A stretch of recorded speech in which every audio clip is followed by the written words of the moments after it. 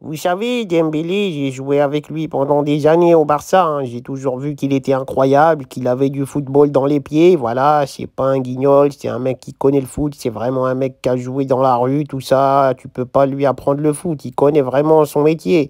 Mais c'est vrai que je l'ai jamais vu avoir une constance aussi régulière. Voilà, je le voyais faire des crochets, mettre des buts à l'entraînement, de temps en temps en match. Mais moi, je le voyais surtout se blesser tout le temps, être nonchalant, insulter les arbitres en espagnol sur le terrain, venir en retard aux entraînements. Je me disais, il est trop fort, mais voilà, il est en mode foot plaisir, il s'amuse et il s'en fout de tout ce qu'il y a comme objectif, etc. Et là, je le vois avec le PSG, il fout droit tout le monde, il marque des buts, il dribble tout le monde, il se blesse jamais, il fait des longues saisons, il porte l'équipe, c'est lui le patron de son équipe. Franchement, j'aurais jamais imaginé tout ça de lui. Je suis choqué, je suis impressionné, je suis fier de lui, je me pose des questions, je me dis est-ce qu'il est vraiment chaud, est-ce qu'il nous a mis une douille quand il était au Barça, est-ce qu'il s'en foutait, pourquoi il est fort maintenant et pas quand j'étais dans son équipe, on aurait pu tout péter ensemble. Pourquoi ça s'est pas fait? Est-ce qu'il s'est moqué de moi? Est-ce que c'est une coïncidence et que maintenant il est plus dans le travail? Pourquoi? Comment? Je me pose plein de questions. Je me sens trahi, je me sens arnaqué. En même temps, je suis content. En tant qu'amateur de foot, je regarde les matchs, je regarde la Ligue des Champions. Ce qu'il fait, c'est incroyable, c'est de la folie. C'est peut-être le meilleur joueur du monde actuellement. En tout cas, c'est un des joueurs les plus complets actuellement.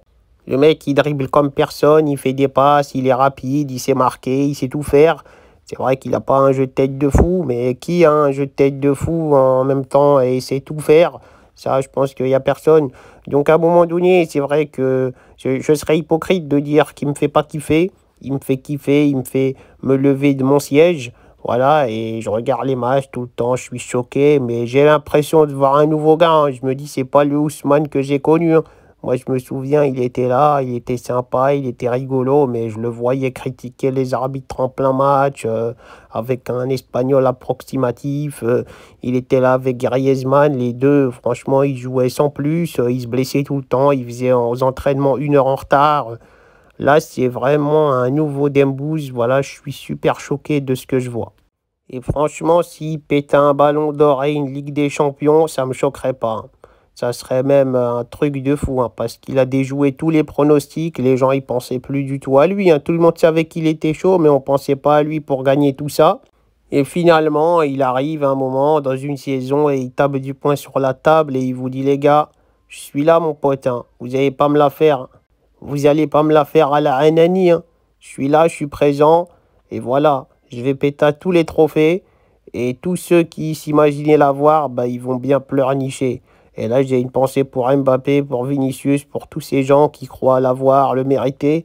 Dembouz, il est passé devant vous, là. Je vous dis la vérité, il va vous mettre une tempête, faudra pas pleurer.